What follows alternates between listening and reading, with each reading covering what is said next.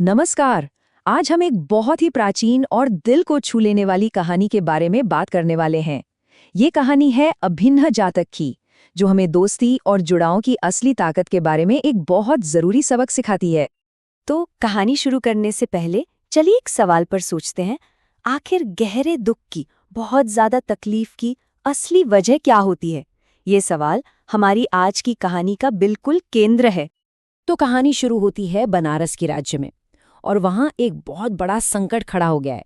जो राजसी हाथी था, एकदम शक्तिशाली और शानदार, वो अचानक रहस्यमयी तरीके से बहुत कमजोर और दुखी रहने लगा है।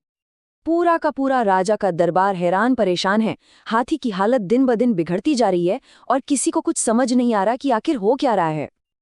अब राजा तो बेचारे समाधान के लिए बिल्कुल बेताब थे, तो उन्होंने अपने सबसे समझदार, सबसे बुद्धिमान मंत्री को बुलाया। और ये मंत्री कोई आम इंसान नहीं थे, बल्कि वो एक बोधिसत्व थे, यानी ज्ञान की राह पर चलने वाले एक बहुत ही प्रबुद्ध व्यक्ति। अब सबसे दिलचस्प बात यह है कि मंत्री जी ने इसका पता लगाया कैसे। उन्होंने कोई दवा ववा इस्तेमाल नहीं की, बल्कि बहुत ही गहरी, जिसे कहते हैं ना, जांच पड़ताल की। पहले तो उन्होंने हाथी के शरीर को देखा, पर कोई बीमारी नहीं मिली। फिर उन्होंने उसके व्यवहार पर गौर किया और फौरन समझ गए कि ये तो गहरे दुख में है। और जब महावतों से पूछताछ हुई, तब जाके असली वजह सामने आई। मंत्री जी फौरन इस नतीजे पर पहुंचे कि मामला शारीरिक है ही नहीं, ये तो एक भावनात्मक चोट है। सीधे शब्दों में कहें तो उस हाथी का दिल टूट गया था। तो ये दिल टूटने की वजह क्या थी? जांच में पता चला एक ऐसी अनोखी दोस्ती के बारे में, एक ऐसी दोस्ती जो उस हाथी की खुशी की वजह भी थी और अब उसके इस गहरे दर्द की वजह भी। हुआ ये था कि एक छोटा सा पिल्ला शाही अस्तबल में कहीं से आ गया था और वो हाथी का बचा खुचा खाना खाकर ही जी रहा था। धीरे धीरे इन दोनों में, जो एक दूसरे से कितने अलग थे, एक गहरा लगाव हो गया। वो इतने पक्के दोस्त बन गए कि एक दूसरे के बिना रह ही नहीं पाते थे। हाथी तो उसे प्यार से अपनी सूंड में उठाकर अपने सिर पर बिठा लेता था। लेकिन उनकी ये प्यारी सी दोस्ती अचानक खत्म हो गई। एक लालची आदमी ने महावत को कुछ पैसे दिए, रिश्वत दी, और चुपके से उस छोटे से पिल्ले को वहां से उठाकर ले गया। तो अब जब बीमारी की असली वजह पता चल गई, तो इलाज की बारी थी। और इसकी शुरुआत होती है मंत्री की उस रिपोर्ट से जो उन्होंने राजा को दी। और यहीं पर हमें इस कहानी का सबसे बड़ा सबक मिलता है। मंत्री राजा को बताते हैं, महाराज, मुझे लगता है कि हाथी को उस पिल्ले से जो लगाव हुआ है, वो सिर्फ उसे रोज रोज देखने की वजह से हुआ है। मतलब उनका बंधन सिर्फ लगातार एक दूसरे के साथ रहने, एक दूसरे को देखने से ही इतना गहरा हो गया था। तो समाधान बहुत सीधा साधा था, लेकिन बड़ा ही चतुर।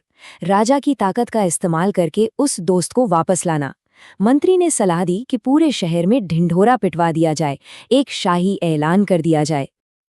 और ये योजना तो कमाल कर गई।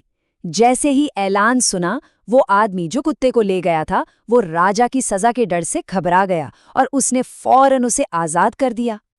और जैसे ही वो आजाद हुआ, वो पिल्ला भागा सीधा अपने असली घर, अपने दोस्त हाथी के अस्तबल की तरफ। और यहाँ कहानी अपने सबसे इमोशनल मोड़ पर पहुंचती है। अपने दोस्त को वापस देखकर हाथी का सारा दुख जैसे हवा हो गया। उसने बड़े प्यार से उस पिल्ले को अपने सिर पर रखा और फिर इतने दिनों में पहली बार उसने खाना खाया। उसकी सेहत मानो एक पल में ठीक हो गई। तो देखिए, ये कहानी सिर्फ एक हाथी और एक कुत्ते की दोस्ती की नहीं है, इसका एक बहुत गहरा मतलब है। चलिए अब समझते हैं कि आखिर ये कहानी सुनाई ही क्यों गई थी। असल में बुद्ध ने ये जातक कथा अपने समय के एक बड़े भिक्षु और एक आम गृहस्थ के बीच की गहरी दोस्ती को समझाने के लिए सुनाई थी। उन्होंने बताया कि आज जो उनका इतना मजबूत रिश्ता है, वो कोई नई बात नहीं है, बल्कि पिछले जन्म के एक गहरे रिश्ते का ही नतीजा है। तो कौन क्या बना, ये भी बताया गया। वो जो हाथी था, वो इस जन्म में बड़े भिक्षु थे। वो वफादार पिल्ला गृहस्थ बना। उस कहानी के राजा बुद्ध के प्रिय शिष्य आनंद थे। और वो बुद्धिमान मंत्री, वो स्वयं बुद्ध थे। इससे पता चलता है कि कैसे गहरे रिश्ते जन्मों जन्मों तक साथ निभाते हैं। तो इस पूरी खूबसूरत कहानी से हम क्या सीख सकते हैं? इसका सार क्या है? ये पूरी कहानी एक बहुत ही शक्तिशाली सिद्धांत को समझाती है, जिसे कहते हैं अभिन्न सिद्धांत। अभिन्न का मतलब है लगातार संपर्क में रहना, रोज-रोज मिलना। मतलब दोस्ती और प्यार के जो मजबूत बंधन होते हैं ना, वो बस लगातार साथ रहने, एक दूसरे की मौजूदगी में रहने के एक बहुत ही सरल से काम से बनते हैं। और यही वजह है कि हजारों साल पुरानी ये सीख आज भी हमारे लिए इतनी जरूरी है। यह हमें एक बहुत ही प्यारी सी याद दिलाती है कि हमारे जीवन में जो भी जरूरी रिश्ते हैं, उन्हें हमें लगातार समय और ध्यान देकर सींचना चाहिए, उन्हें पोषित करना चाहिए।